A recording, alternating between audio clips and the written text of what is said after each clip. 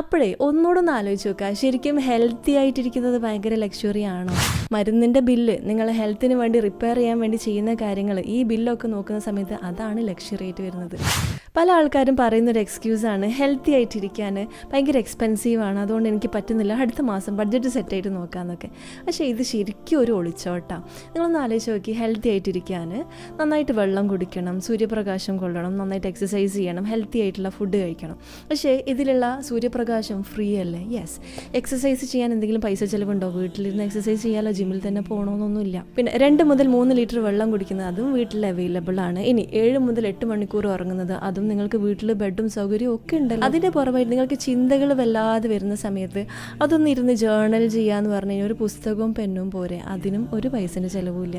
ഒന്നിരുന്ന് meditate ചെയ്യുക. ഇതൊന്നും നിങ്ങൾ ചെയ്യാണ്ട് നിങ്ങൾ ഓക്കെ അല്ലാതാവുന്ന സമയത്ത് പിന്നെ നിങ്ങൾ കൗൺസിലേഴ്സിനെ കൺസൾട്ട് ചെയ്യും, എന്നെ പോലുള്ള കോച്ചസിനെ കൺസൾട്ട് ചെയ്യും, പിന്നെ നമ്മുടെ അടുത്തുള്ള കോച്ചിങ്സൊക്കെ അറ്റൻഡ് ചെയ്യും.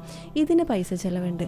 അതും പോരാണ്ട് ഇനിയും നിങ്ങൾക്ക് ശരിയായിട്ടില്ലെങ്കിൽ നിങ്ങളുടെ മൈൻഡ് ഒന്ന് റിലാക്സ് ചെയ്യാൻ വേണ്ടി നിങ്ങൾ ട്രിപ്പ് പോവുക, റിസോർട്ടിൽ പോവുക, ഒരുപാട് കാര്യങ്ങൾ സെൽഫ് ലവിൻ്റെ പേരും പറഞ്ഞിട്ട് പല ആളുകളും ഭയങ്കര എക്സ്പെൻസീവ് ആയിട്ടുള്ള വാച്ച്, ഡ്രസ്സ്, സംഭവങ്ങളൊക്കെ ഗിഫ്റ്റ് ചെയ്യുക. ഇങ്ങനെയൊക്കെ പോകുന്നത് നല്ല എക്സ്പെൻസീവാണ്. സോ ഹെൽത്തിനെ ചൂസ് ചെയ്യുക എന്ന് പറയുന്നത് നിങ്ങളുടെ കയ്യിൽ ഇപ്പം അവൈലബിൾ ആയിട്ടുള്ള കാര്യമാണ്. അത് ഈസിലി ഒന്ന് ചൂസ് ചെയ്യുന്നതല്ലേ ബെറ്റർ.